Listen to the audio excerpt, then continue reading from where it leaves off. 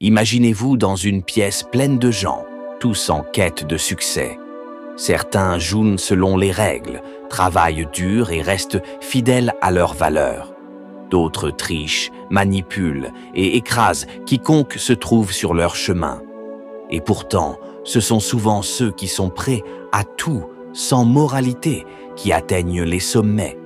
Pourquoi le monde semble-t-il vraiment truqué en faveur des plus cruels ? Partout où l'on regarde, dans l'histoire, la politique, le monde des affaires, on trouve des exemples d'individus qui, malgré leur absence de moralité, ont accédé à des pouvoirs extraordinaires. Des empereurs impitoyables au PDG sans scrupules, le même schéma se répète. Mais ce n'est pas une simple coïncidence. C'est une caractéristique profondément ancrée dans la nature humaine, dans notre psychologie évolutive et nos structures sociales. Dans un monde où les ressources sont rares, la compétition est inévitable. Ceux qui hésitent, qui recherchent la justice à chaque étape, se retrouvent souvent laissés pour compte. Pendant ce temps, ceux qui exploitent, trompent et dominent s'élèvent au sommet. Cette dure réalité nous oblige à poser une question dérangeante. La moralité est-elle une faiblesse dans le jeu du pouvoir ? Pourtant, voici le paradoxe. Si les individus les plus méprisables réussissent souvent à court terme, l'histoire regorge aussi d'histoires de leur chute. La question n'est pas seulement de savoir pourquoi ils montent, mais si leur succès peut durer et surtout ce que cela signifie pour ceux qui refusent de renier leurs principes. Nietzschéenne, il voyait le pouvoir comme une force inévitable de la vie, ni bonne ni mauvaise en soi, mais une vérité fondamentale de l'existence. Pour comprendre pourquoi les plus cruels triomphent, il faut d'abord saisir la nature même du pouvoir. Et pour cela, plongeons dans l'une de ces idées controversées, la morale du maître versus la morale des esclaves. Imaginez deux guerriers sur un champ de bataille. L'un est fort, décidé, sans peur. Il prend ce qu'il veut, façonne le monde à sa guise, sans demander la permission. L'autre hésite, attend une validation extérieure, espère que la société récompensera sa vertu. Lequel de ces deux survivra ? Lequel dominera ? Friedrich Nietzsche soutenait que la morale n'est pas une vérité universelle, mais une construction issue des luttes de pouvoir à travers l'histoire. Il distinguait deux systèmes moraux fondamentaux, la morale du maître et celle des esclaves. Ces concepts ne sont pas abstraits, ils expliquent pourquoi ceux qui sont prêts à tout, ceux qui incarnent la force, prennent souvent le contrôle, alors que ceux qui prônent la bonté et la justice peinent à s'imposer. La morale du maître, c'est celle des forts, des conquérants. Elle valorise la puissance, le courage, l'ambition. Pour eux, ce qui est bon, c'est ce qui leur permet de dominer, de créer, d'affirmer leur volonté dans le monde. Ils ne cherchent pas l'approbation, ils définissent leurs propres valeurs. Ils prennent leurs responsabilités, façonnent leur destin, ne voient pas la faiblesse comme quelque chose à protéger, mais comme une faiblesse à dépasser. En face, la morale des esclaves glorifie l'humilité, l'obéissance, le sacrifice. Elle enseigne que la souffrance est noble, que la faiblesse est une vertu. Selon Nietzsche, cette morale a été créée par ceux qui manquent de pouvoir pour se défendre. Une adaptation psychologique pour survivre dans un monde dominé par les forts. Mais voici la vérité inconfortable. Cette morale ne freine pas la montée des cruels. Elle l'alimente.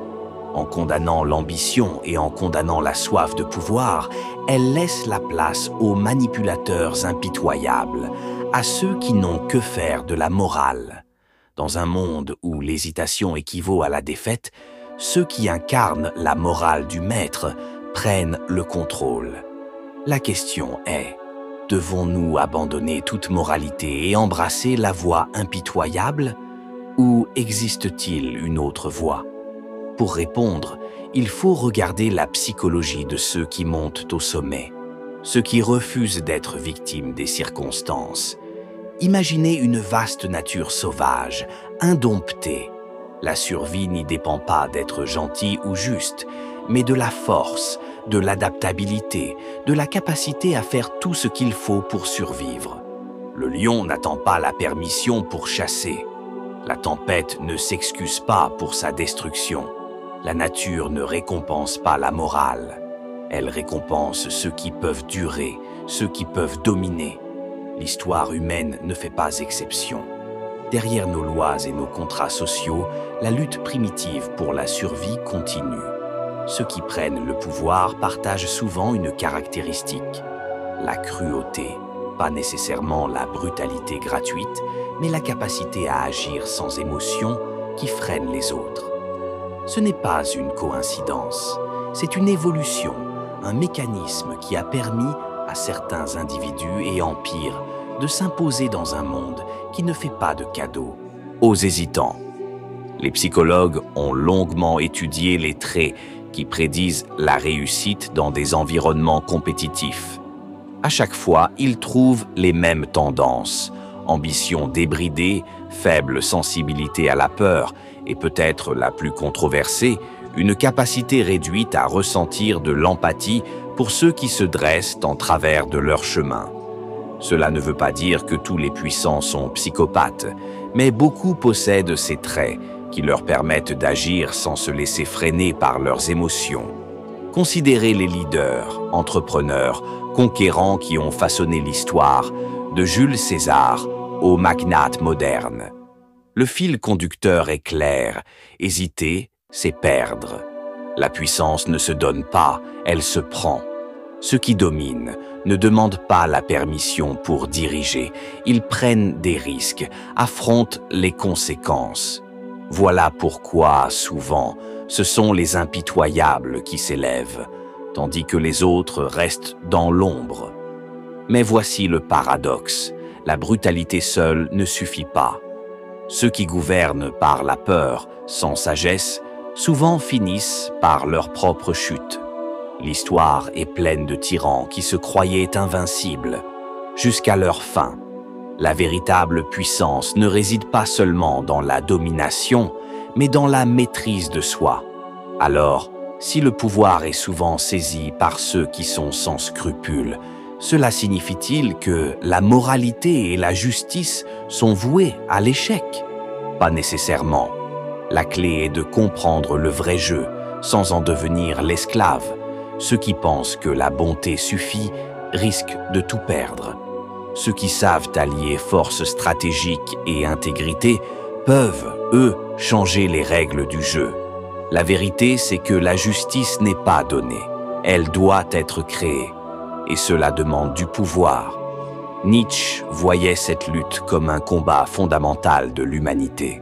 Son message n'était pas de céder à l'illusion de la justice ou de devenir un tyran, mais de dépasser la faiblesse et la cruauté pour atteindre quelque chose de plus élevé, la grandeur de l'individu.